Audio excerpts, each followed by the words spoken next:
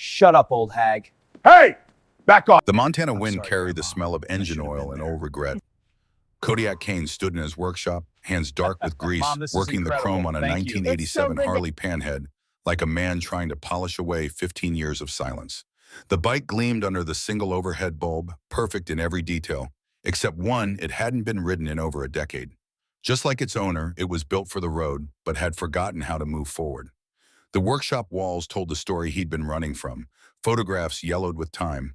A Hell's Angels patched the death's head grinning in faded colors. Newspaper clippings from another life when Kodiak Reaper Kane had been a name that meant something in the Brotherhood. National President, the highest rank a man could hold in the Angels. 24 years wearing that patch with pride. Now at 67, he wore nothing but solitude.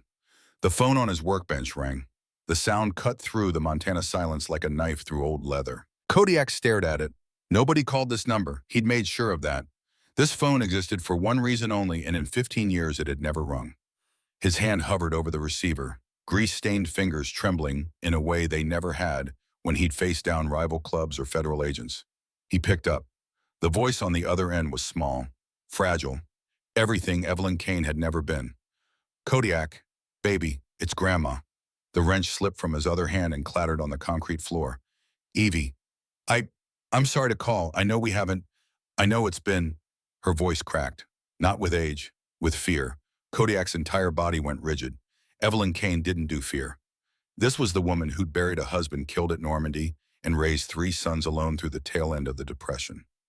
This was the woman who'd taken in a 6-year-old boy after his parents died in a factory accident and turned him into a man. Fear wasn't in her vocabulary. What happened? I need you, baby. I need my grandson. 20 minutes later, Kodiak's truck was tearing down the mountain road, the panhead secured in the bed, everything he owned left behind without a second glance. The drive from Montana to Nevada was 8 hours of highway and memory. Kodiak kept the radio off. Silence was better. Silence didn't make him think about the last time he'd seen his grandmother. Except silence was exactly what made him remember. 15 years ago, Reno, Nevada, a different man. The memory came whether he wanted it or not.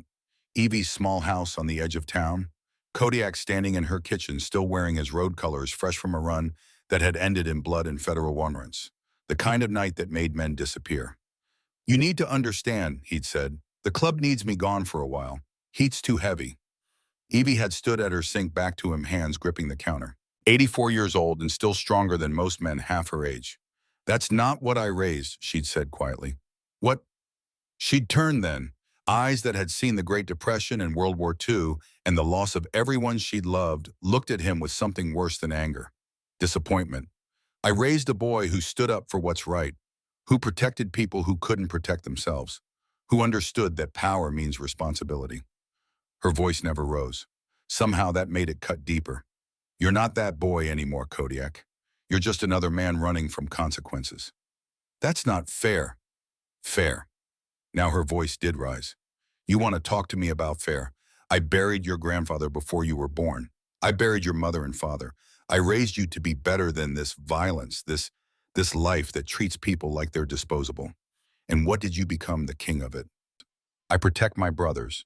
And who protects everyone else? Who protects the people your brothers hurt? The family's destroyed. You were 6 years old, Kodiak. 6. You came to me broken and I put you back together piece by piece. I taught you strength. I taught you honor. And you turned it into this. The words hung between them like smoke from a gun nobody could unfire. You're not the man I raised, Eevee had said finally. And until you remember who that man was supposed to be, I don't think we have anything more to say to each other.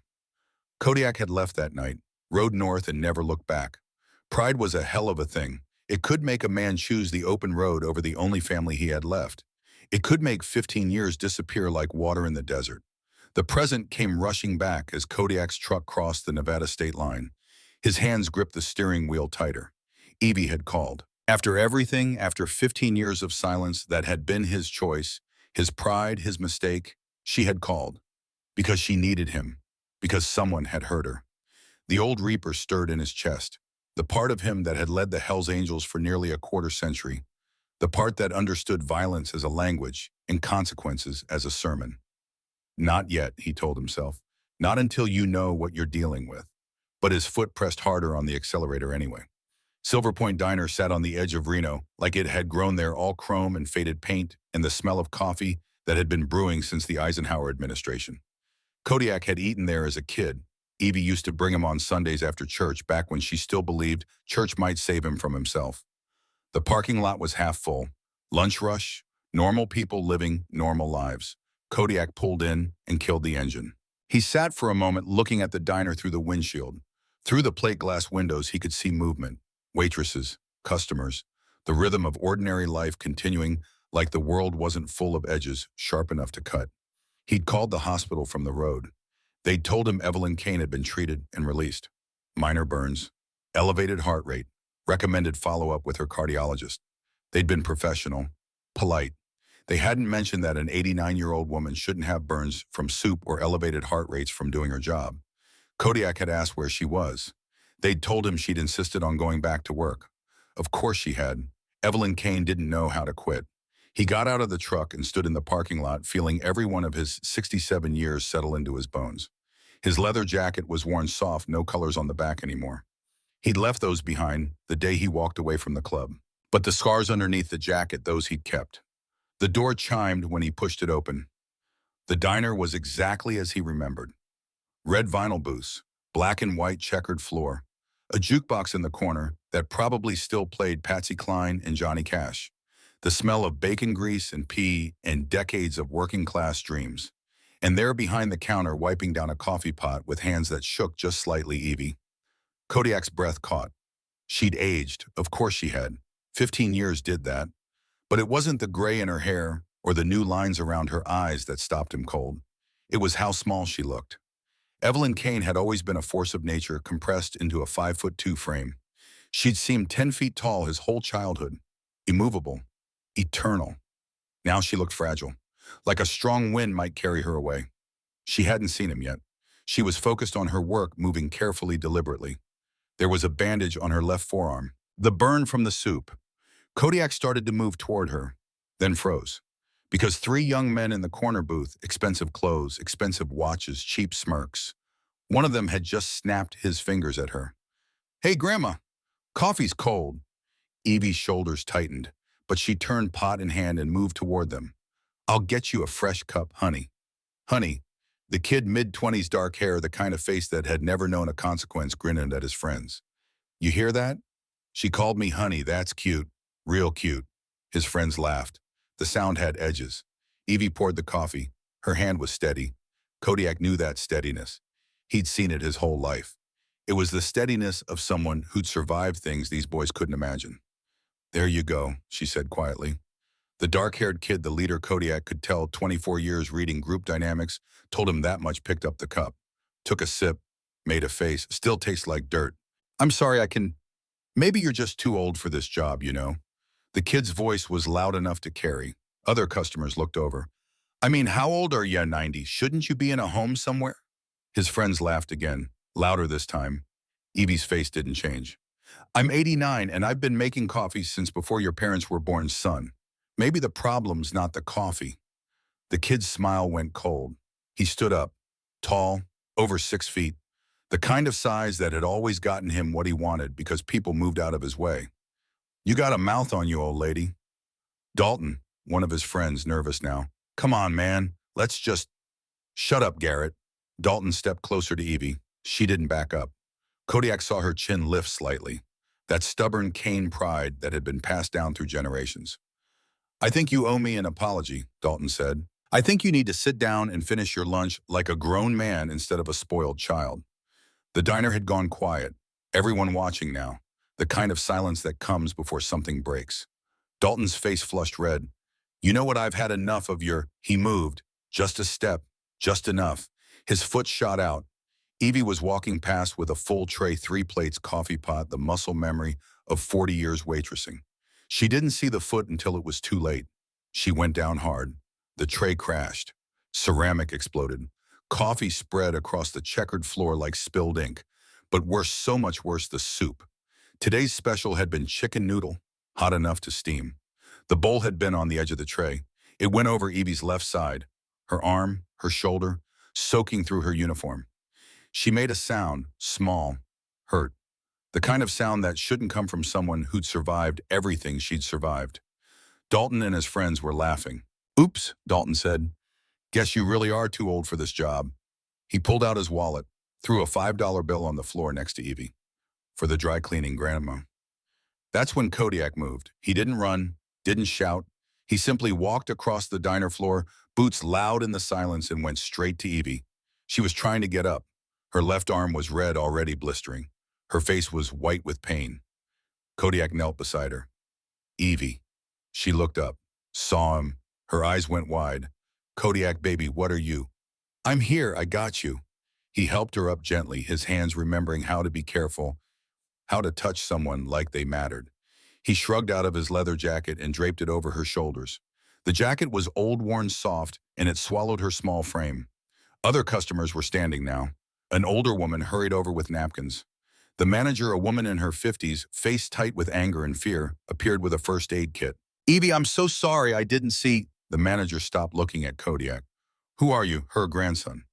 Behind them, Dalton's voice cut through the concern. "Oh, great. Grandma called her biker boyfriend." Kodiak turned slowly. Dalton stood there, 6'2", muscled from expensive gym memberships and protein shakes, wearing confidence like armor. His friends flanked him. All three of them looked at Kodiak like he was a joke they were about to enjoy. They saw an old man, gray in his beard, lines carved deep around his eyes. 67 years of living printed on his face. They didn't see the patch he used to wear, the brothers he used to lead, the 24 years of understanding that some men only learn through pain. Kodiak looked at Dalton, just looked, didn't speak. The silence stretched. Dalton shifted his weight. The smirk flickered. "What?" he said. "You gonna do something, old man?" Kodiak turned back to Eevee. The burns were first-degree painful but not dangerous. But her breathing was too fast, her pulse visible in her throat. "Linda," he said to the manager, "call an ambulance." "I don't need," Eevee started. "Yes, you do." He helped her to a booth, supporting her weight like she weighed nothing. She was trembling, not from the burns, from shock, from weeks of this kind of treatment compounding into something her body couldn't carry anymore.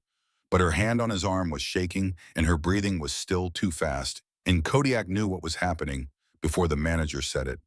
"Oh God, I think she's..." Eevee's eyes rolled back. Kodiak caught her before she hit the floor. "Eevee, Eevee, stay with me." Her pulse was racing under his fingers, rapid, irregular. Her lips were turning pale. "Ambulance is coming," someone shouted. Kodiak laid her down carefully, his military training from 40 years ago flooding back. Airway clear, breathing shallow but present, pulse thread and fast. Heart attack. The thought hit him like a bullet. She was having a heart attack. Because some privileged child had thought it was funny to hurt an old woman. Kodiak looked up, across the diner, straight at Dalton. Dalton's smirk was gone. He looked uncertain now, young, scared. It was just..." "Get out," Kodiak said quietly. "Look, man, I didn't mean for get out." Something in Kodiak's voice made all three of them move. They grabbed their jackets and headed for the door, walking fast, trying not to run. At the entrance, Dalton paused, looked back. "She'll be fine. Old people have hard stuff all the time. It's not... If you're still here when I stand up," Kodiak said, his voice carrying across the diner like rolling thunder. "You won't walk out. You understand me, son?" Dalton left. Kodiak turned back to Eevee, held her hand, felt her pulse starting to settle, heard the sirens approaching. "You're okay," he told her softly. "I'm here now." "I'm not going anywhere." Her eyes fluttered open, found his face. "You came," she whispered. "Always, Eevee. I just took the long way." The emergency room at Reno General smelled like antiseptic and regret. Kodiak sat in the waiting area, hands clasped between his knees, staring at floor tiles worn smooth by decades of worried pacing. His leather jacket was still with Eevee. He wore only his black t-shirt now, and the hospital's air conditioning raised goosebumps on his tattooed arms. The tattoos told their own story. Angel's wings across his shoulders, dates and names of brothers lost, a death's head over his heart, the permanent record of a life lived on the edge of American law. "Mr. Kane," he looked up. A doctor stood there, young, tired eyes that said she'd been on shift too long. "That's me." "I'm Dr. Patel. Your grandmother is stable." The relief hit him like a physical thing. "Can I see her?" "In a few minutes, I need to talk to you first." She sat down next to him, chart in her lap. Ms. Kane suffered what we call a cardiac event, not a full heart attack, but close. Her heart rate became dangerously elevated, likely due to acute stress combined with physical trauma. The burns. The burns were minor, first degree. They'll heal fine. But Mr. Kane, your grandmother has a pre-existing condition. Her heart is weak, has been for several years. She's on medication, but Dr. Patel paused. She's 89. Her heart can't handle this kind of stress. Another incident, like today, could be fatal. Kodiak's hands tightened. She told you what happened. She said she fell, but the pattern of burns, the witnesses. Dr. Patel met his eyes. Someone hurt her. And it wasn't the first time, was it? No. She needs to stop working. The physical demands the stress. She can't. Dr. Patel frowned. Mr. Kane, I understand employment is important, but her life, you don't understand. Her medication costs $800 a month. Social Security doesn't cover it. She needs that job to afford the pills that keep her alive. The doctor's expression shifted. Understanding mixed with frustration. The kind of look healthcare workers got when they ran into the brick wall of American economics. There are programs. She's tried. She makes $40 a month, too much to qualify. I've seen the denial letters. Because he'd been going through Eevee's mail for the last 2 hours while she was being examined. Sitting in her small house for the first time in 15 years, seeing how she lived, seeing the careful budget written in her neat handwriting, seeing the stack of medical bills she was paying off at $20 a month, seeing that she'd kept his room exactly as he'd left it. Dr. Patel was quiet for a moment. Then, I'll be honest with you. If Ms. Kane experiences another cardiac event like today's, the outcome will likely be much worse. She needs to eliminate stress from her life. That means no more working in an environment where she can be physically or emotionally abused. I understand. Do you? Because she goes back to that diner in 72 hours, or she loses her health insurance. And without insurance, those pills cost $1,200 a month. So you tell me, Mr. Kane, what exactly do you understand? It wasn't an attack, it was exhaustion. The exhaustion of a doctor who'd seen this equation too many times and knew all the answers were wrong. I understand, Kodiak said quietly, that I have 3 days to fix this. And how do you plan to do that? He didn't answer, didn't need to. The look in his eyes said enough. Dr. Patel stood. You can see her now, room 247. But Mr. Kane, she paused, whatever you're thinking of doing, make sure it's worth the cost. Eevee looked impossibly small in the hospital bed. They'd hooked her up to monitors, an IV in her arm, the soft beep of her heartbeat filling the room like a metronome counting down. Her left arm was properly bandaged now. Her color was better, but she looked old, really old. For the first time in Kodiak's memory, Evelyn Kane looked like a woman who'd lived 89 years. You gonna stand in the doorway all day, or you gonna come say hello? Her voice was weak but clear. Kodiak stepped inside and closed the door behind him. How you feeling? Like I got hit by a truck that was also on fire. She smiled faintly, but I felt worse. Kodiak pulled a chair to her bedside and sat. Up close, he could see the faint scars on her hands. Decades of hard work. A lifetime of doing what needed doing without complaint. How long? He asked quietly. Eevee's silence was answer enough. Then 8 weeks, maybe 9. She told him everything. The escalating harassment. Dalton's crew. The fear. Linda's powerlessness against Harrison Merrick's influence. Why didn't you call me sooner? The question hung between them. The real question. The one that had 15 years of silence behind it. Eevee's tears spilled over. Because I drove you away, she whispered. Because the last time we spoke, I told you that you weren't the man I raised. Because I spent 15 years regretting those words and not knowing how to take them back. Because I thought, her voice broke completely, I thought you hated me. Eevee, no. And I didn't want to burden you. You built a life away from here, away from me. You had your reasons. I thought I could handle it myself. I've handled everything else myself for 90 years. Why should this be different? Kodiak felt something break inside his chest. Something that had been frozen for 15 years, suddenly cracking apart. I never hated you, he said. His voice was rough. Not for 1 second. I was ashamed. You were right about everything you said. I had become something you didn't raise. And instead of trying to be better, I ran. I let pride and shame keep me away from the only family I had left. That's on me, Eevee. All of it.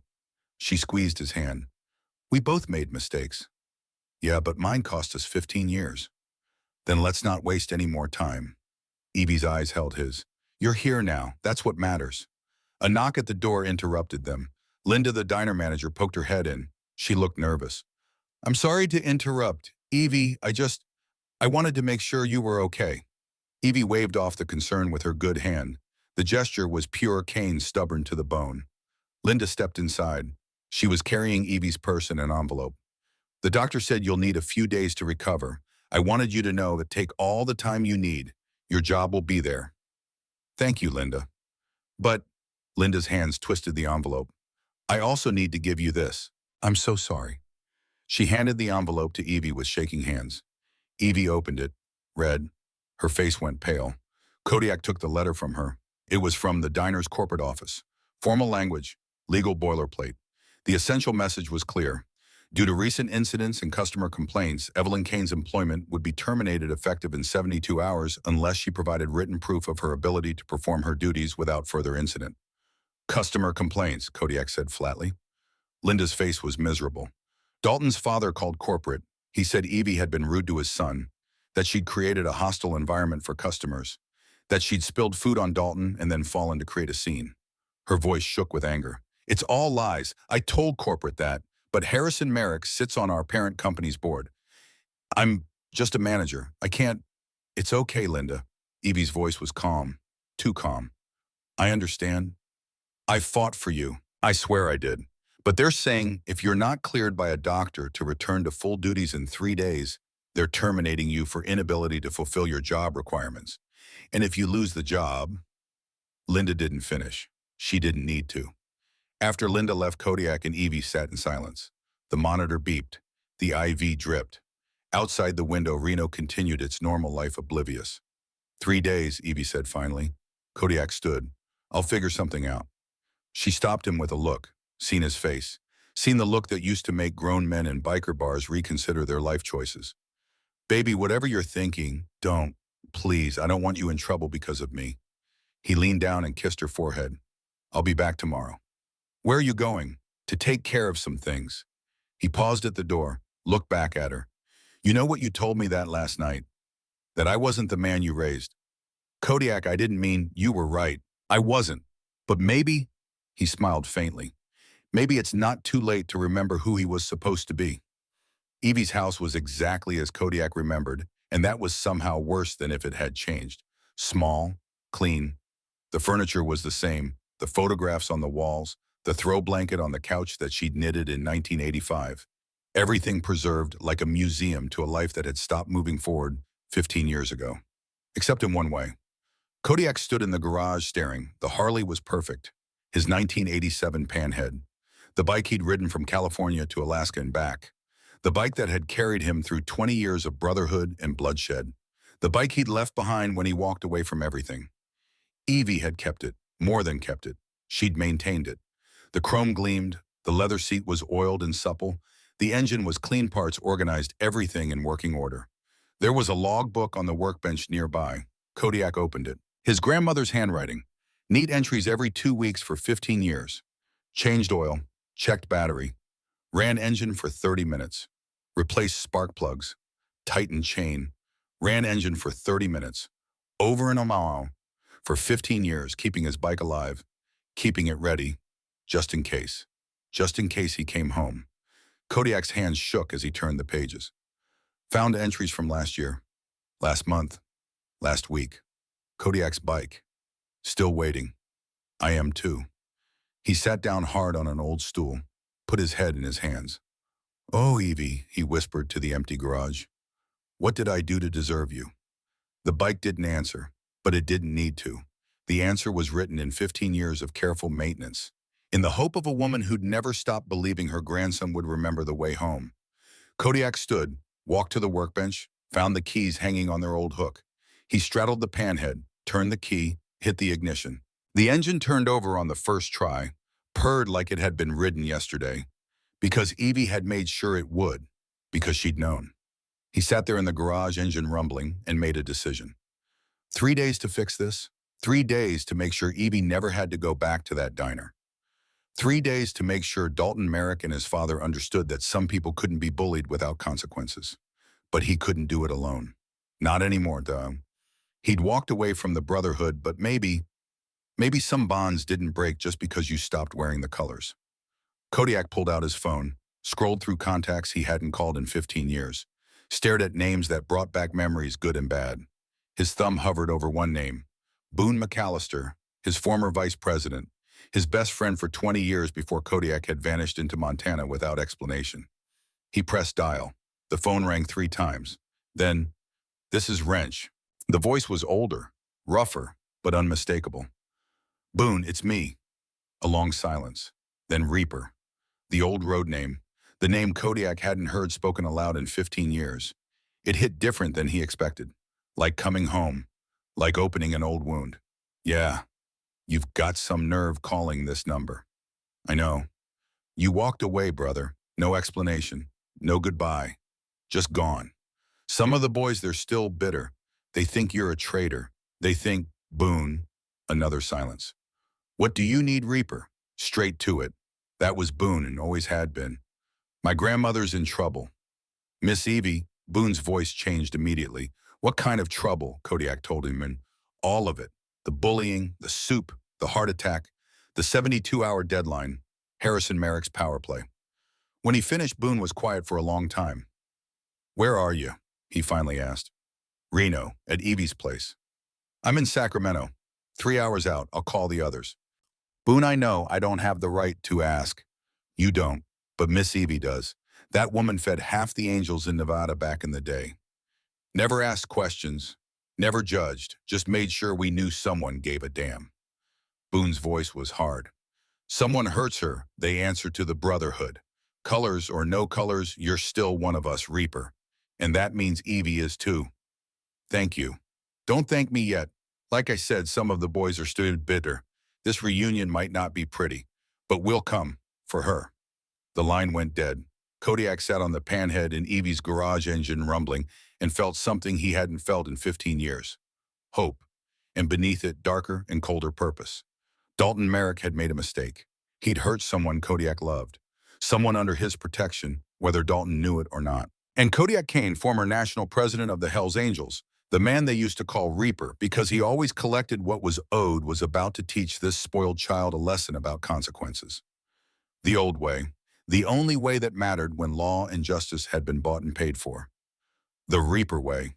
He revved the engine once, the sound echoed off the garage walls like thunder promising rain. 3 days. The count had begun. The roadhouse sat 15 miles outside Reno, where the desert started to remember it was wild. It wasn't the kind of place that advertised. You either knew it was there, or you had no business finding it. Kodiak pulled the panhead into the gravel lot just after sunset. The bike's engine echoed off the low building, announcing his arrival like a war drum. 4 other motorcycles were already parked in a line. He recognized them all. Machines older than most marriages, maintained with the kind of devotion that came from understanding that some things were built to last if you treated them right. He killed the engine, sat for a moment in the settling dust and fading light. 15 years since he'd faced these men. 15 years since he'd walked away from the only family he'd chosen for himself. The family he'd built in oil and blood and loyalty that went deeper than DNA. The door opened. A figure stepped out, backlit by the bar's neon. Big, barrel-chested. Moving like violence was always an option, but rarely necessary. Boone McAllister. Wrench. 64 years old and still built like a man who could tear an engine apart with his bare hands because he'd done it more times than he could count. They looked at each other across 20 feet of gravel and 15 years of silence. "You gonna sit on that bike all night?" Boone called out. "Or you gonna come inside and face the music?" Kodiak dismounted. Crossed the lot.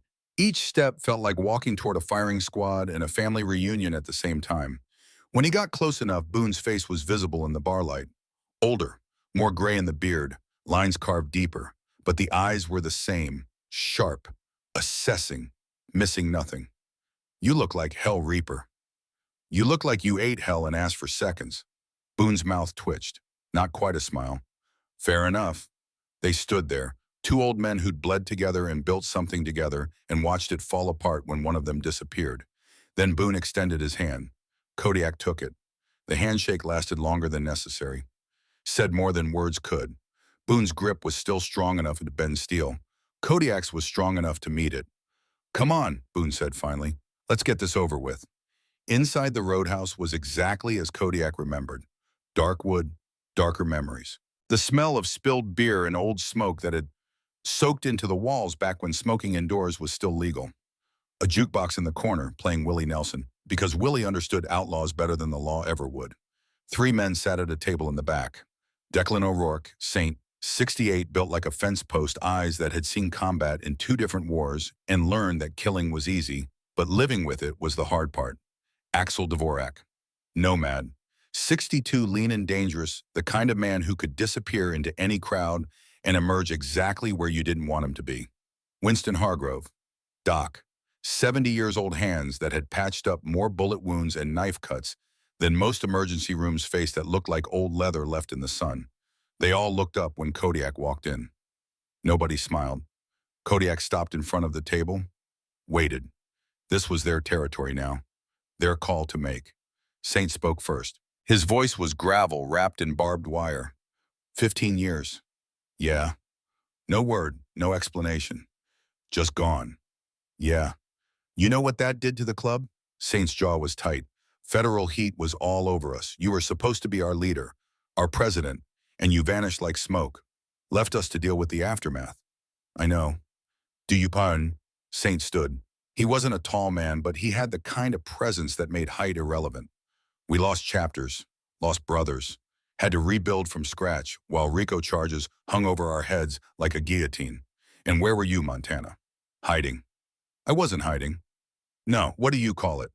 Running.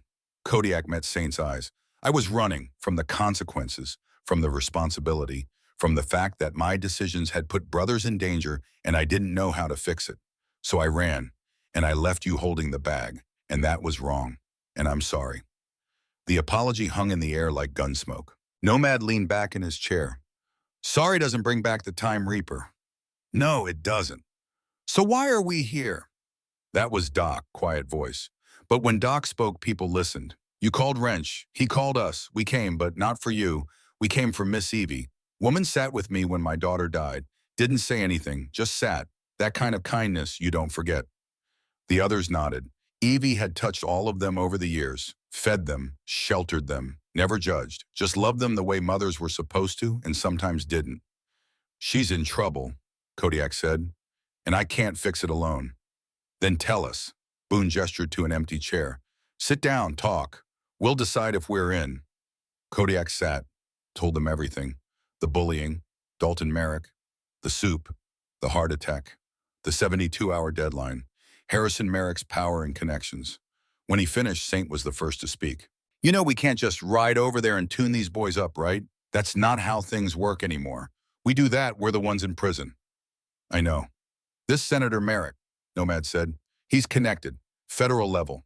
You go after his son, you're starting a war we can't win the old way. I know that too.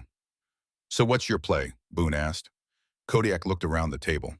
These men, his brothers, older now, gray and scarred and carrying decades of hard living in their bones, but still here, still loyal to something bigger than themselves. I need information first, he said. I need to know exactly who we're dealing with. Dalton's patterns, Harrison's vulnerabilities, how deep this goes.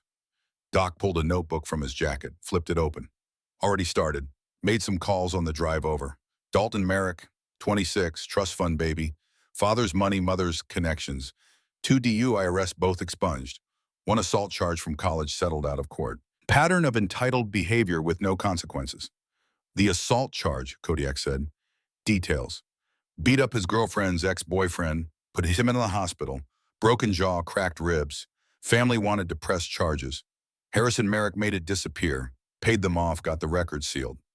So he's got history of violence against people he thinks can't fight back. Doc's face was grim. Classic bully profile, big and strong and used to winning because daddy makes problems disappear. Nomad leaned forward. I can tail him, see where he goes, who he meets. If there's a pattern, I'll find it. I'll check the diner, Boone said. Talk to the manager, see if there's security footage. Might need evidence down the line. I'll reach out to some old contacts, Saint said slowly. Still got friends in law enforcement. See what they know about Harrison Merrick. Man's running for re-election. Politicians always have skeletons.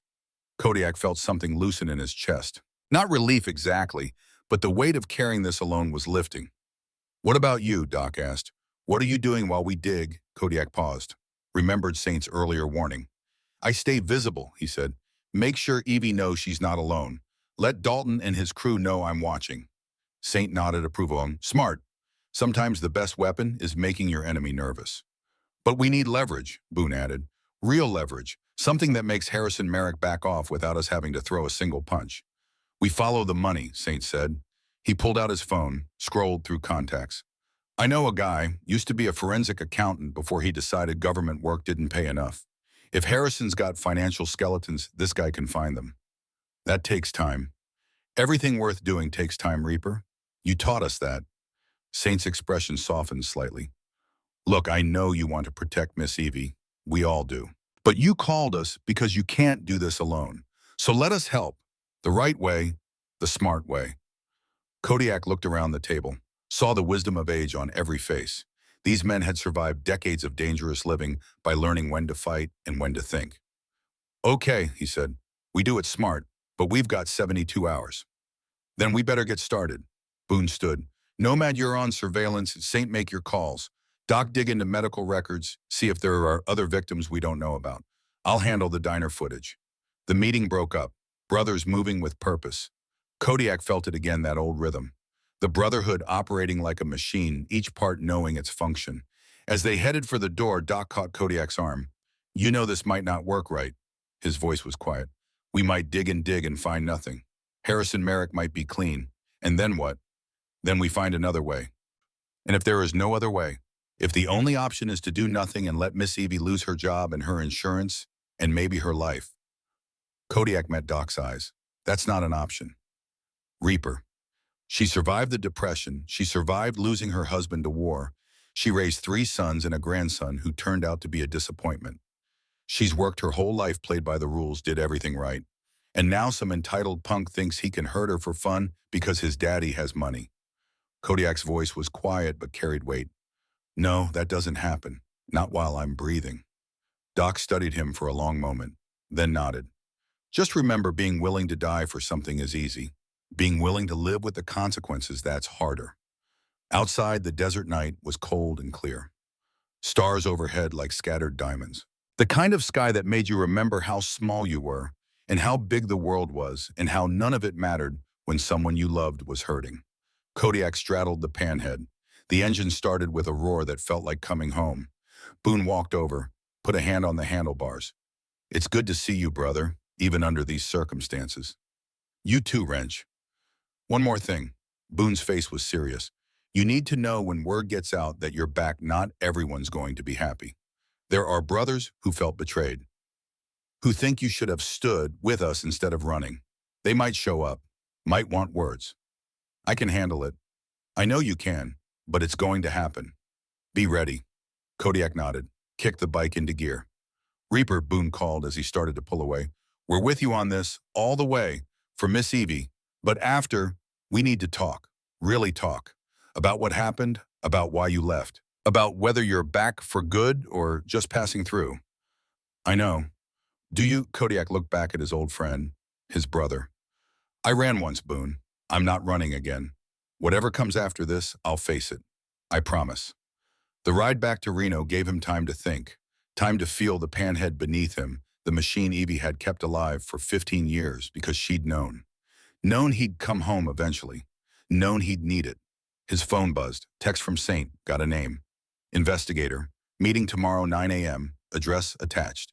Then another text. From Nomad. Found Dalton. Country club. Drinking with friends. Will follow when he leaves. The pieces were moving. The brotherhood was working. For the first time in 15 years, Kodiak wasn't alone. The hospital was quiet when he arrived. Visiting hours were technically over, but the night nurse recognized him from earlier and waved him through. Eevee was awake, sitting up in bed, reading a paperback Western with large print. She looked up when he entered and smiled. You came back. Told you I would. How was the ride? She knew. Of course she knew. You didn't maintain a motorcycle for 15 years without understanding what it meant. Good. The panhead runs perfect. You've been taking care of her. Someone had to. Eevee set down her book. She was waiting for you. We both were.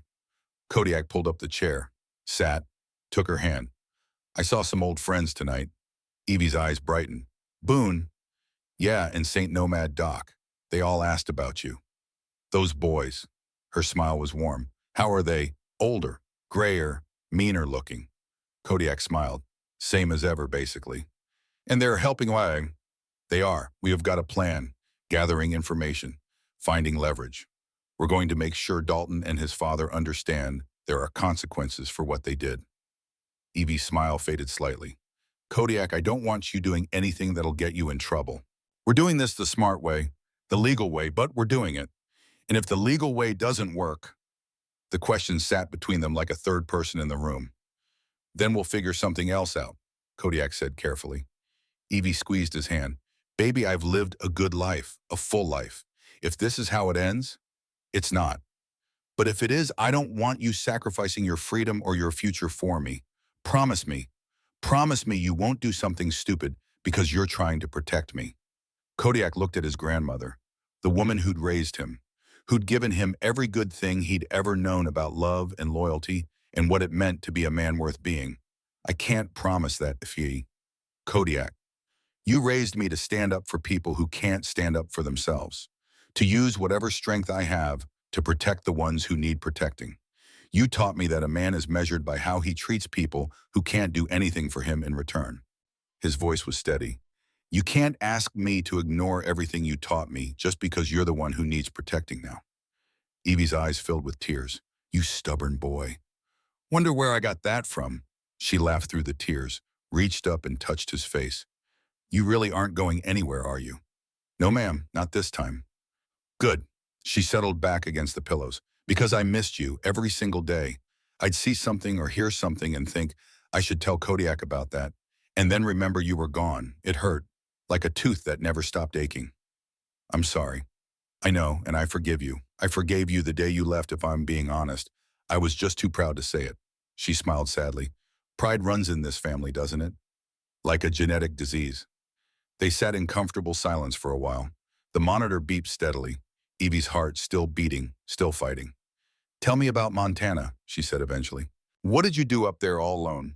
So he told her about the workshop, the solitude, the work he did on engines and motorcycles for locals who needed cheap repairs, the quiet days and quieter nights, the way he'd convinced himself he was better off alone. Were you, Eevee asked, better off? No, I was just alone. There's a difference. Yes, there is. A nurse came in to check vitals. While she worked, Eevee asked, have you eaten today? I'll grab something. Kodiak Kane, you eat properly. Don't make me get out of this bed and feed you myself. The nurse laughed. She's serious. She tried to get up earlier to help another patient. We had to convince her that's what we're here for. That sounds like her. After the nurse left, Kodiak stood.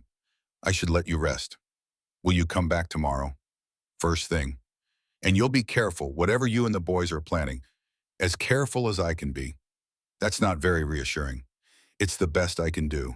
Eevee looked at him for a long moment. Then, your grandfather, the one who died at Normandy, he was a lot like you. Strong, stubborn, protective. He wrote me letters from the war. In one of them, he said something I've never forgotten. He said, I'd rather die standing for something than live kneeling for nothing. Kodiak felt his throat tighten. I was so angry when they told me he was dead, Eevee continued. Angry that he'd left me, that he'd chosen duty over coming home to me. But as I got older, I understood. Some men are built to stand, and if you try to make them kneel, you break something essential in them. She reached out and took his hand again. You're like him. You always have been, and I was wrong to ask you to be anything else. So whatever you need to do to make this right, you do it. Just promise me one thing. What? Come back. However this ends, you come back to me. We've lost enough time already. Kodiak leaned down and kissed her forehead. I promise. The next morning came cold and clear. Kodiak met Saint at a coffee shop downtown at 9 sharp. The investigator was not what he expected. Maxwell Reeves looked like a high school chemistry teacher. Wire-rimmed glasses, cardigan sweater, soft hands that had never thrown a punch. But his eyes were sharp, and when he opened his laptop, his fingers moved like a concert pianist. So, Maxwell said, sipping his coffee, you want to know about Harrison Merrick? Everything, Saint said. That's a lot. The man's been in politics for 20 years, senator for 12. Before that, state legislature. Before that, lawyer. He's very well connected. We know all that, Kodiak said. We need to know what's not in the public record. Maxwell smiled. It wasn't a nice smile. Well, that's where things get interesting. He turned the laptop so they could see. Spreadsheets, bank statements, corporate filings. Harrison Merrick is rich, Maxwell said, but not as rich as he wants people to think. His Senate salary is public record, not much. But he maintains a lifestyle that costs about 3 times that. Big house, country club, private schools for the grandkids, expensive cars. Where's the money coming from? Saint asked. That's the question, isn't it? Officially investment income. He's got holdings in several companies, all legitimate on paper. But when you dig deeper, Maxwell's fingers flew across the keyboard. These companies, they're shells, holding companies that own other holding companies. Classic money laundering structure. Kodiak leaned forward. Laundering what? That's what I'm trying to figure out. But I did find something interesting. Maxwell pulled up another document. 3 months ago, Merrick received a payment of $500,000 from a consulting firm in Delaware. The firm doesn't appear to have any actual business. No employees, no office, just a registered agent and a bank account. Who owns the firm? Can't tell yet. Buried under layers of corporate paperwork, but I'll find it. Maxwell looked up. Whatever Merrick is into, it's dirty, and he's working very hard to hide it. How long until you can prove it? Depends on how deep it goes. Could be days, could be weeks. We don't have weeks, Kodiak said. We have 48 hours. Maxwell closed his laptop. Then I better work fast, but I need something in return. What? When this breaks, and it will break, I get the story, exclusive. I used to be a journalist before I went into forensic accounting. This kind of corruption story, it's career-making. Saint looked at Kodiak. Kodiak nodded. You got it, Saint said. Just find us something we can use. After Maxwell left, Saint and Kodiak sat in the coffee shop. What do you think? Saint asked. I think Harrison Merrick is dirty, but I also think he's smart. He wouldn't have survived this long if he wasn't careful. So we might not find anything in time. Yeah. Saint was quiet for a moment. Then there's another angle we haven't considered. What? The other victims. Doc's been making calls. There are at least 6 elderly people who've had run-ins with Dalton and his crew in the last 3 months. What if we could get them to come forward? Make a public case that there's a pattern. You think they'll talk? I think they're scared, but I also think there's strength in numbers. One person speaking up is a target. 6 people, that's a movement. Kodiak's phone buzzed, text from Nomad. Dalton's at gym, same one every morning, 7 to 9. Regular as clockwork. Spotted him? Then another text from Boone. Got the diner footage. It's clear as day. Dalton tripped her on purpose. Linda's willing to testify if we need her. Pieces are coming together, not fast enough, but moving. Okay, Kodiak said. Let's talk to the other victims, see if we can build something. They spent the rest of the morning tracking down names. Doc had done good work. 6 people, all elderly, all working class, all scared. The first one they visited was Lorraine Fitzgerald, 84, Irish immigrant, living in a nursing home on the east side of Reno. She was in a wheelchair when they met her in the common room. Small woman, gray hair, bright blue eyes that had seen too much and forgiven too little. You're here about the Merrick boy, she said when Saint introduced them. Yes, ma'am. He did this. She gestured to her leg. 3 months ago, parking lot outside the grocery store. He was walking out, not looking, talking on his phone. I asked him politely to watch where he was going. He called me an old hag and pushed me. I fell, broke my hip. Did you report it? Kodiak asked. To who? The police. They came, took a statement, said it was my word against his. When I insisted, a lawyer showed up. Harrison Merrick's lawyer. Told me if I pursued charges, they'd countersue for defamation. Said I'd lose my home. I got scared. I dropped it. We're gathering evidence, Saint said gently. We want to show there's a pattern. If you'd be willing to give a statement. No. Lorraine's voice was firm. I'm sorry, I can't. I'm too old to fight a senator. It would kill me. The stress alone. They thanked her and left. Got the same answer from the next 2 victims. Fear, deep and justified. By the time they reached the 4th victim, Kodiak was ready to give up, but Saint insisted they try. Margaret Walsh, 76, former school teacher, living alone in a small apartment near downtown. She invited them in, made tea, listened to their story. When they finished, she said, I'll do it. Ma'am, I'll give a statement. I'll testify if needed. That boy needs to learn he can't treat people like garbage just because his father has power. You understand the risks, Saint asked. I'm 76 years old. I taught high school English for 40 years. You think I'm afraid of some entitled brat and his corrupt father? Margaret's smile was steel. My husband died fighting in Korea, so people like me could stand up to people like them. I'm not going to dishonor his memory by staying quiet. They got her statement. Detailed, clear, damning. One down, not enough. But a start. Kodiak's phone rang as they were leaving Margaret's apartment. Unknown number. Yeah, Mr. Kane.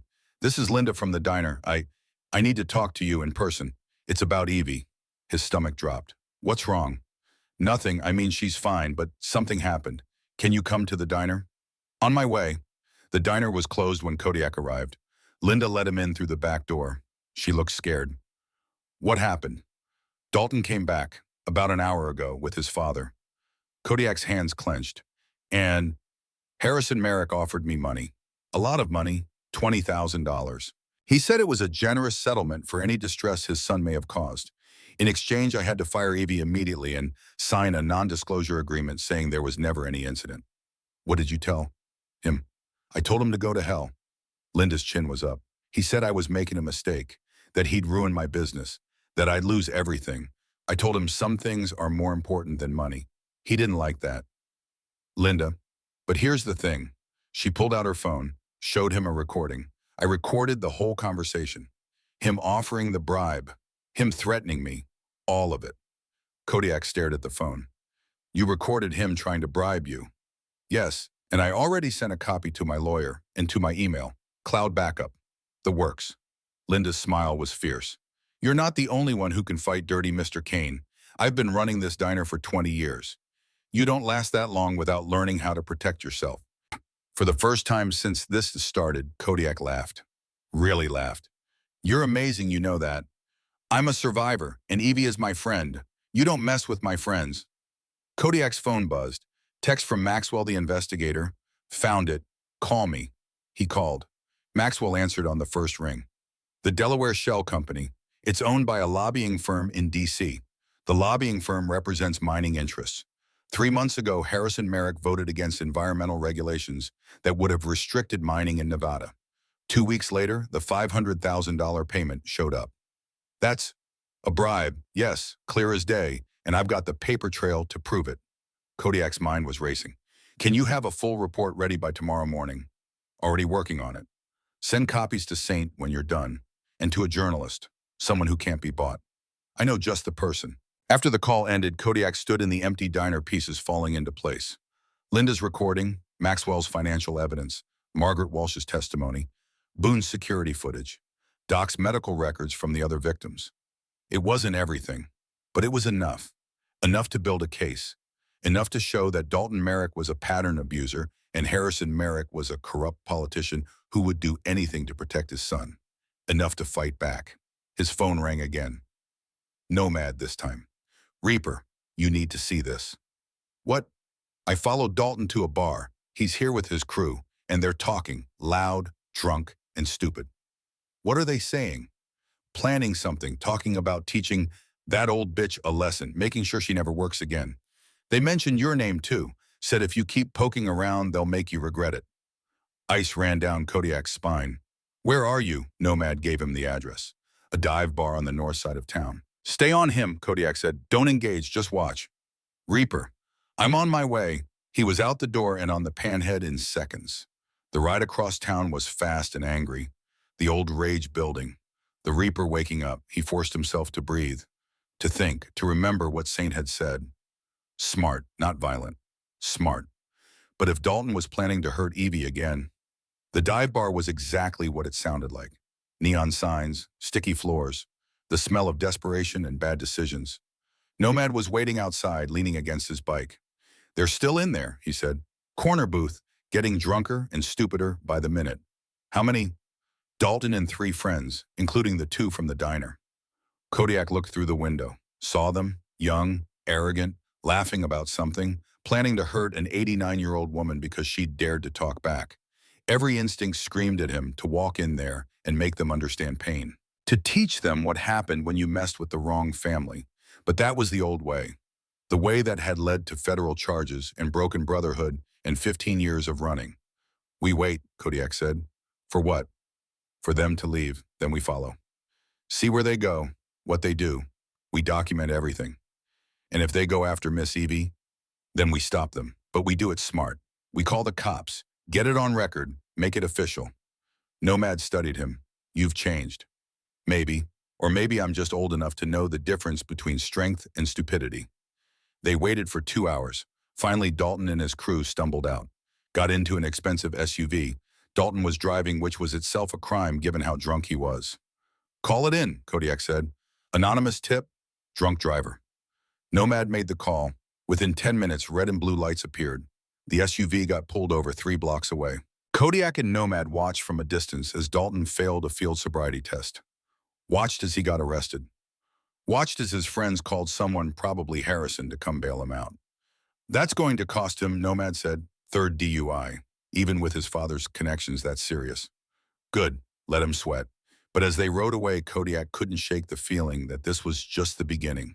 That Dalton getting arrested would make him angrier, more dangerous. And there were still 24 hours until Eevee's deadline.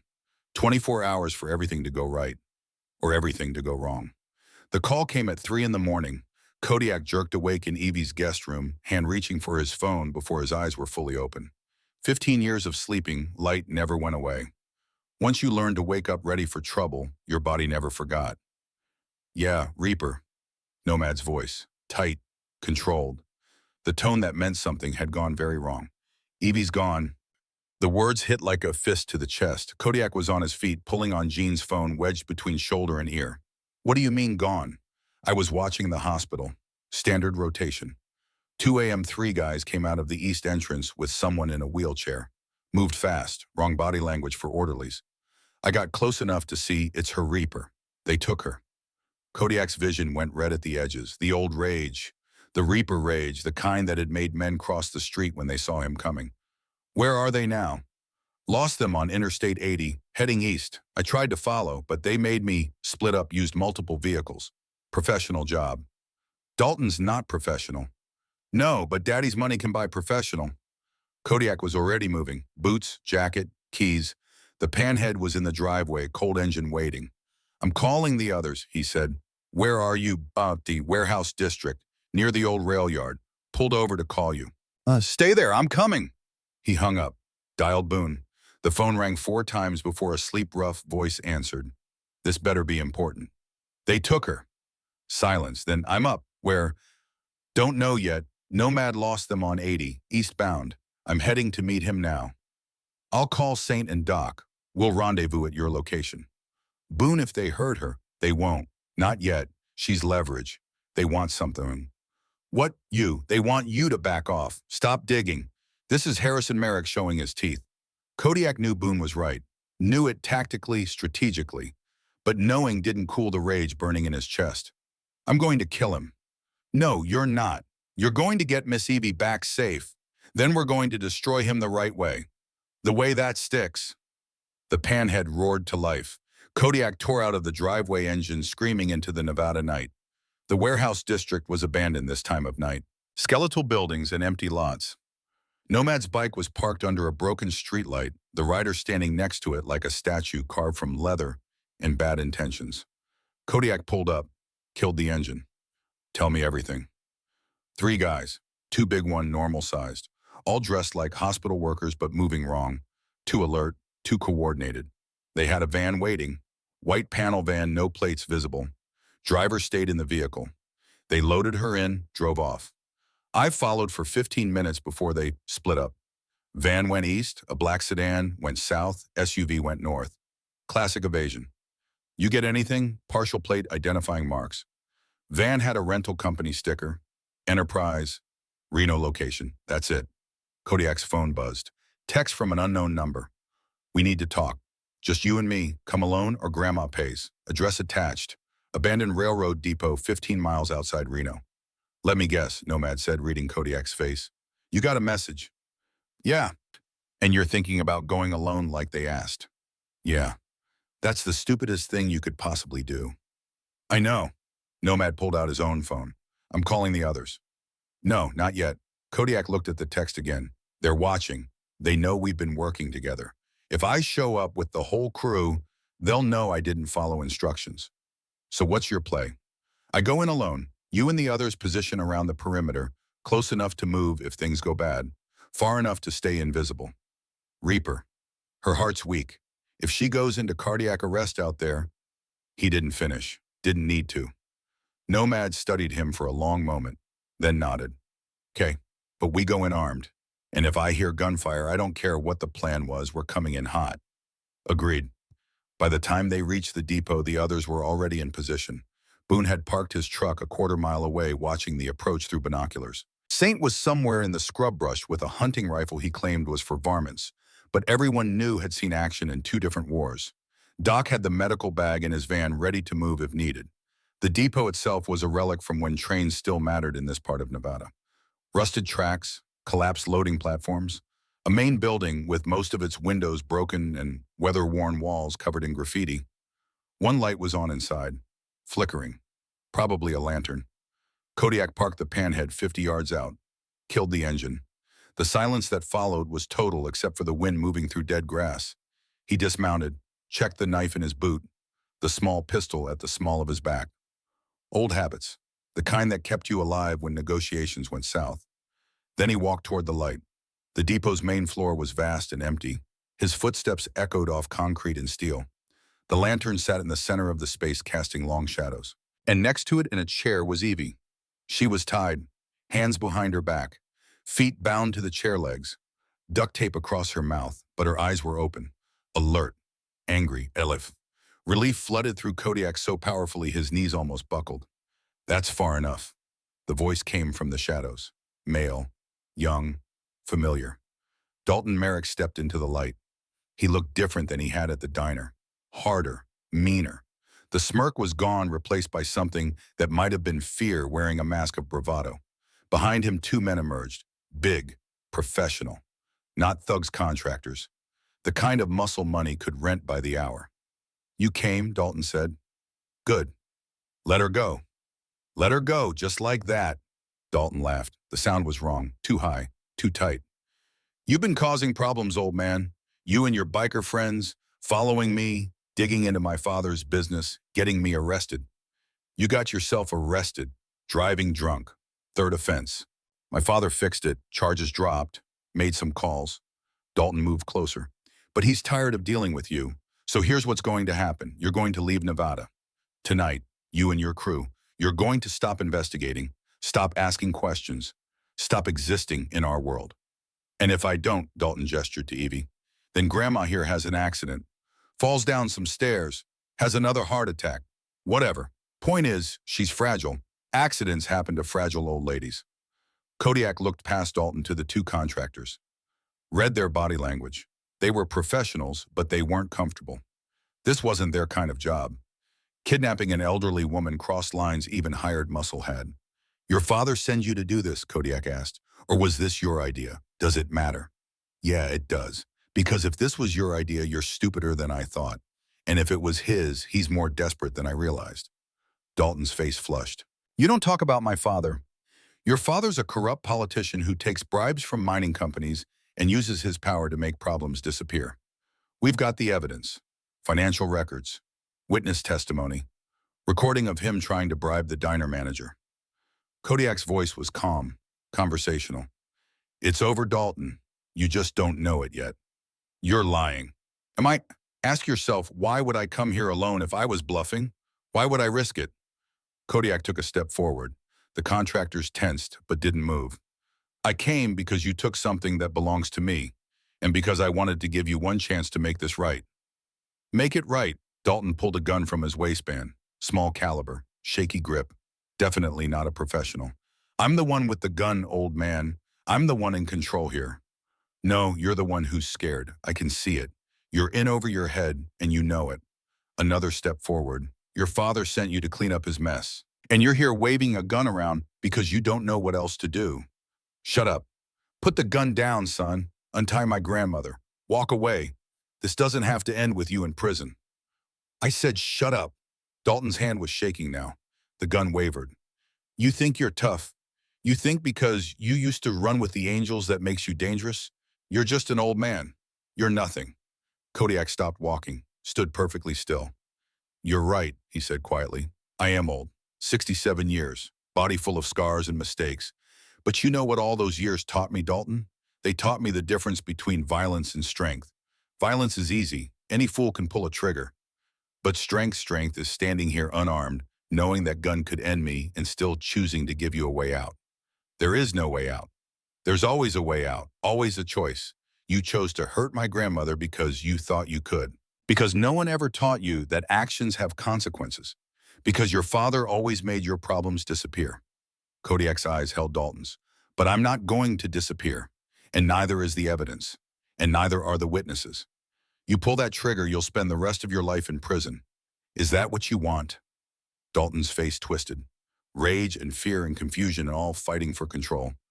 You don't understand. I understand perfectly. Your father's going down.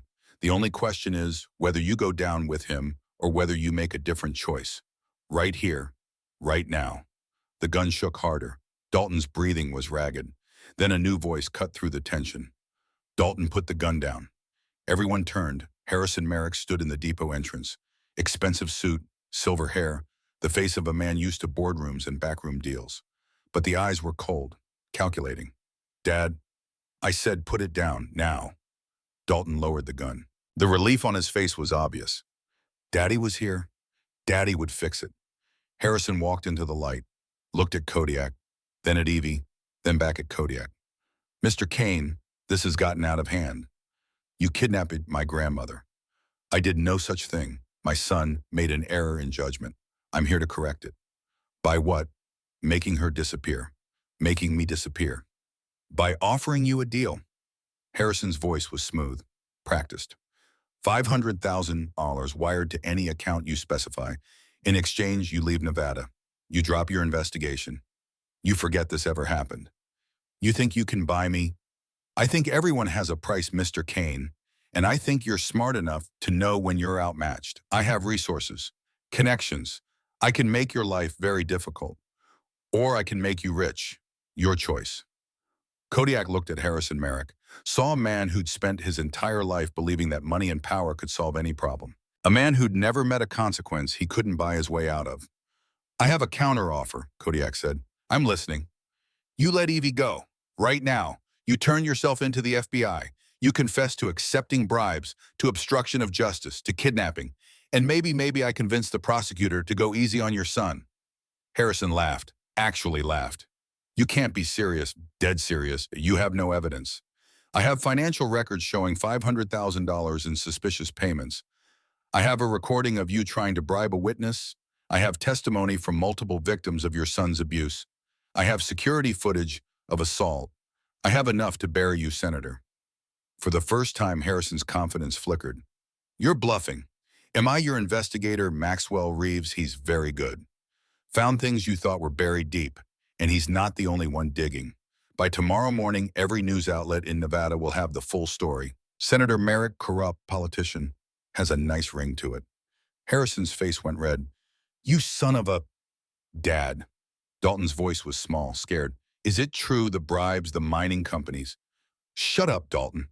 Dad, he said, there's evidence. He said, I said, shut up. Harrison rounded on his son. This is your fault. If you just left that old woman alone, if you hadn't been so goddamn stupid. I was doing what you told me. You said to make sure the old people in that district didn't vote. You said to scare them. You said... The words hung in the air like a confession shouted in an empty church. Harrison realized his mistake immediately, looked around, saw Kodiak's expression. You've been targeting elderly voters, Kodiak said slowly, systematically, to suppress the vote in districts where you might lose. You can't prove. I can now. Your son just confessed, and you just confirmed it. Kodiak pulled out his phone, held it up. The recording app was running, had been since he'd entered the depot. Got every word. Harrison's face went white, then purple. You, he lunged, not at Kodiak, at Dalton, grabbed the gun from his son's hand. You've destroyed everything, Harrison screamed. Everything I built because you couldn't keep your mouth shut. He pointed the gun at Kodiak. Give me that phone. No. I'll kill you. I'll kill her. I'll kill everyone here. No, you won't. Kodiak's voice was steady. Because you're not a killer, Harrison. You're a politician. You're used to other people doing your dirty work. But when it comes down to it, you don't have the stomach for real violence. Don't test me. The gunshot was deafening in the enclosed space, but it didn't come from Harrison's gun. It came from the shadows. Harrison dropped screaming, clutching his leg. The gun clattered away. Blood spread across the concrete. Saint emerged from a broken window rifle in hand. Told you I don't miss. Suddenly, the depot was full of motion. Boone burst through the front entrance. Nomad and Doc came from the sides. The two contractors put their hands up immediately, smart enough to know when they were outmatched. Doc went straight to Harrison's medical bag already open. Through and through, you'll live, unfortunately.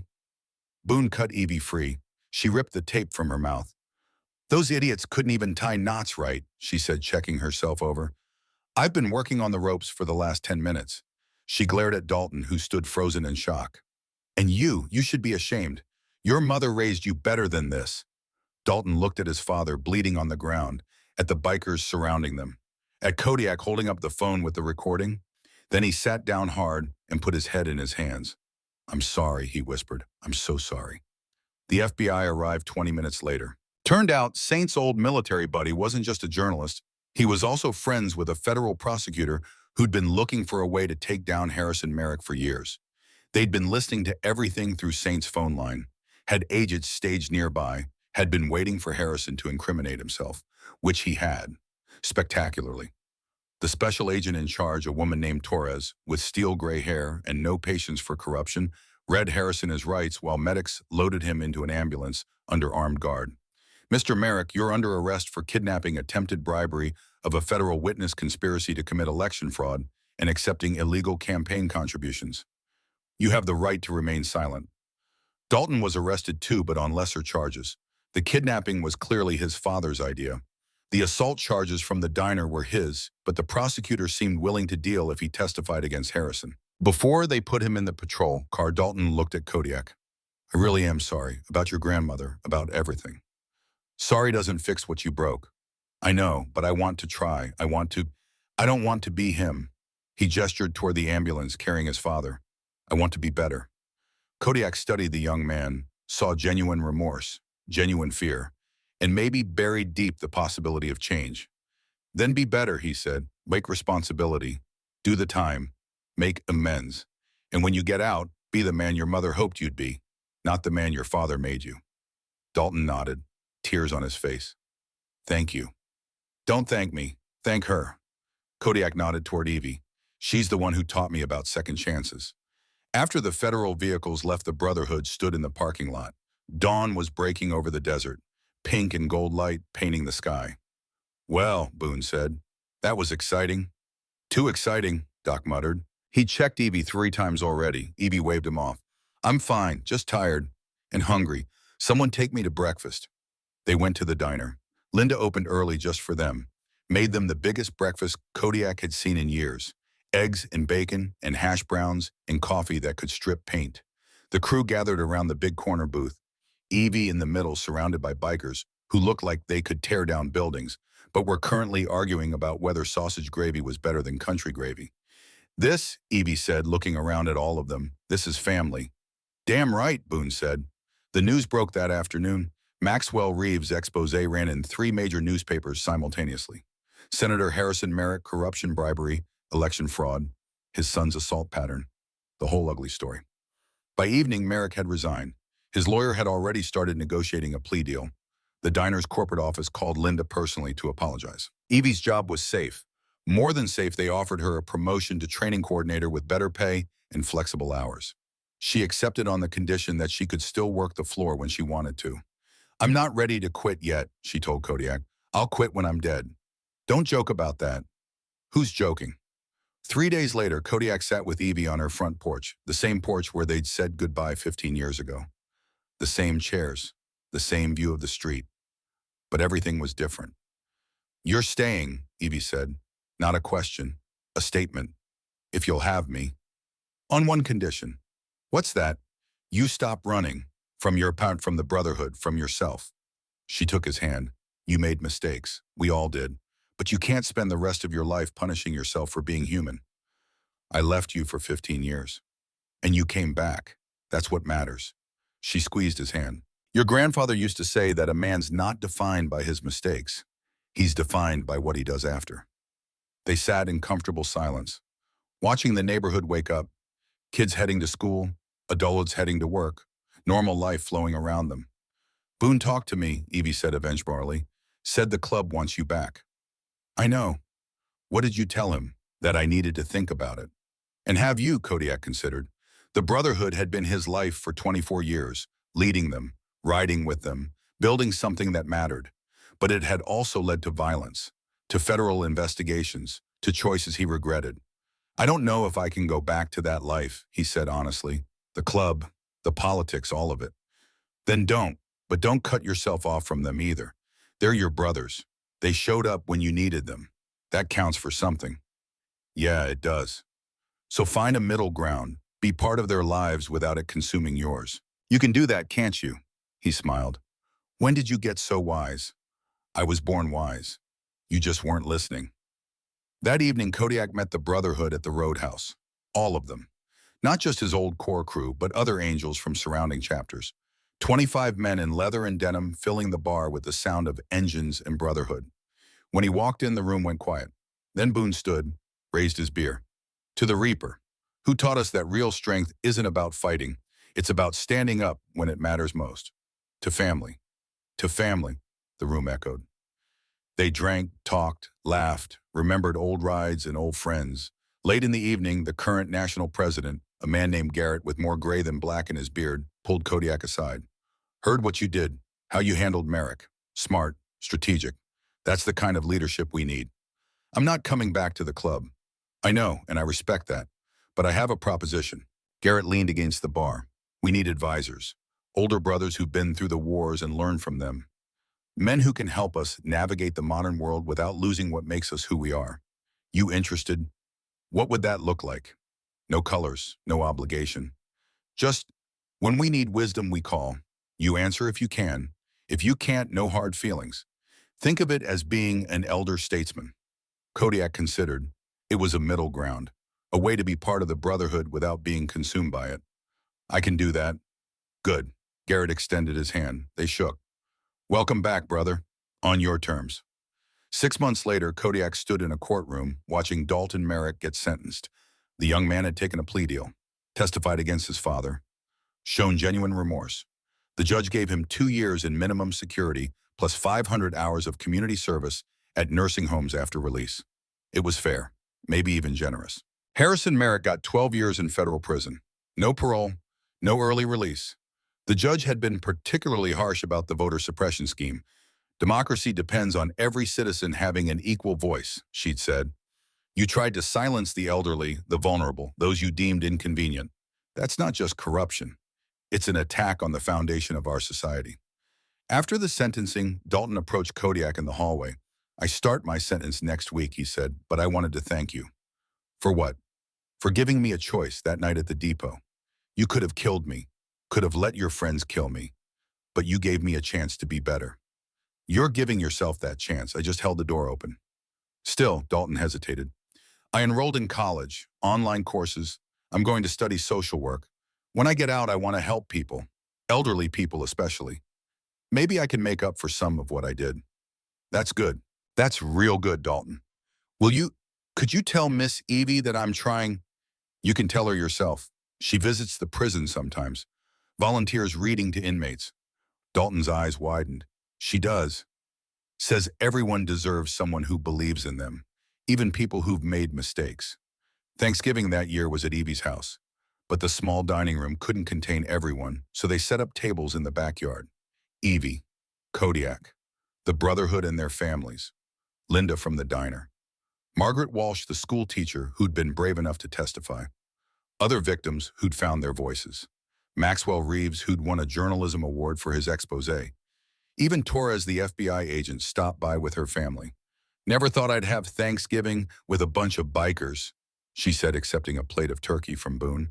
Never thought I'd have Thanksgiving with a Fed, Boone shot back. But here we are. Everyone laughed. As the sun set and the desert cooled, Kodiak found himself standing apart from the crowd, watching, listening to the sound of family and friendship and second chances. Eevee appeared beside him, took his hand. "You did good, baby. We did good. All of us. Yes, but you started it. You came home. I should have come home sooner.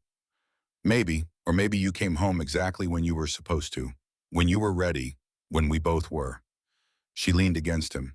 "I'm proud of you. Your grandfather would be too." Kodiak felt his throat tighten. "I spent so long thinking I'd failed him. Failed you. Failed everyone. And now I think maybe failure isn't final. Maybe you can come back from it if you're willing to do the work." "That's the wisest thing you've said in 15 years. They stood together, watching their family chosen and blood celebrate around tables full of food and laughter. "You know what your grandfather's last letter said?" Eevee asked. "The one he wrote before Normandy?" "No. He said, 'If I don't make it home, tell our boy that love is stronger than death. That family is stronger than distance. That doing the right thing is always worth the bond, and that it's never too late to come back to who you're meant to be.'" He couldn't have known. Maybe not, but he knew you, knew the blood running in your veins, knew that someday you'd need to hear those words. She squeezed his hand. "You came home, Kodiak. You stood up when it mattered. You protected your family. You gave a young man a chance at redemption. That's the man your grandfather was talking about. That's the man I raised. That's who you've always been under all the mistakes and running." Kodiak looked down at his grandmother, 89 years old, still standing, still teaching, still loving with a fierceness that time couldn't touch. "I love you, Eevee. I love you too, baby. Always have. Always will." Boone called out from the tables. "Reaper, get over here. We're about to start the stories about that time you rode from LA to Seattle in a thunderstorm, wearing nothing but chaps and a smile." "That is not what happened," Kodiak called back. "Prove it." Eevee laughed. "Go on, be with your brothers. I'll be here when you get back." "You always are." As Kodiak walked toward the tables, toward the laughter and brotherhood and family, he felt something settle in his chest. Something that had been restless for 15 years. He was home. Not the Montana wilderness where he'd hidden from himself. Not the open road where he'd run from consequences. Here, in Reno, in Eevee's backyard, surrounded by people who knew his worst and loved him anyway. This was home, and he was finally ready to stay. Later that night, after everyone had left and Eevee had gone to bed, Kodiak sat in the garage with the panhead. The bike gleamed under the overhead light, 15 years of hope captured in chrome and oil. He opened the maintenance log one more time, flipped to the very last entry written just 3 days ago. Kodiak's bike, still waiting. "I am too." His phone buzzed, text from Dalton. "I start my sentence tomorrow. Scared, but ready. Thank you for showing me there's another way. Tell Miss Eevee I'll make her proud." Kodiak typed back, "You already are, son. Keep walking toward the light." He set the phone down, looked at the photographs on the garage wall, his grandfather in uniform. Young Eevee, fierce and beautiful. The brotherhood in their glory days. And one he'd never seen before, new in a simple frame. It was from yesterday. The depot. After the arrests. Eevee surrounded by the brotherhood, all of them looking at her like she was the queen, and they were her knights. Someone had written on the back. He turned it over.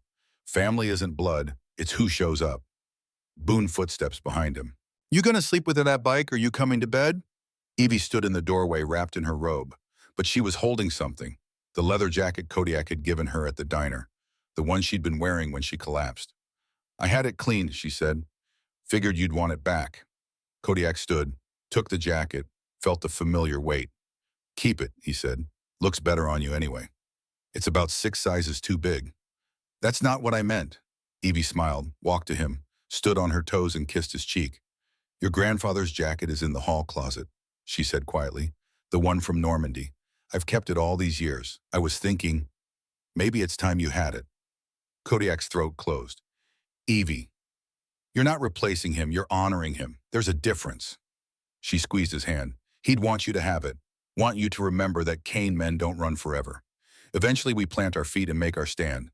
She turned to go, then paused. "One more thing. I'm selling this house." Kodiak's heart dropped. "What? Too big for an old woman. Too many stairs." Her eyes twinkled. "I found a nice little place. 2 bedrooms, one for me, One for my grandson, if he's interested. Evie, don't answer now, just think about it. She smiled. But either way, I'm keeping the garage. Can't let this bike go to waste, can I? She disappeared into the house. Kodiak stood alone in the garage, the panhead behind him. His grandfather's jacket waiting in the closet, a future he hadn't dared imagine opening like a road he'd finally earned the right to ride. He turned off the light, but before he did, he picked up the maintenance log, turned to the next blank page, pulled out a pen, oil changed, engine running strong, ready for tomorrow's ride. Kodiak. He closed the book. Tomorrow would bring new roads, new challenges, new chances to stand. But tonight, Kodiak Kane, former national president of the Hells Angels, former runner, current grandson, permanent family, walked into his grandmother's house and closed the door behind him. The panhead sat in darkness, chrome gleaming. Still perfect, still waiting. But this time it wouldn't wait long.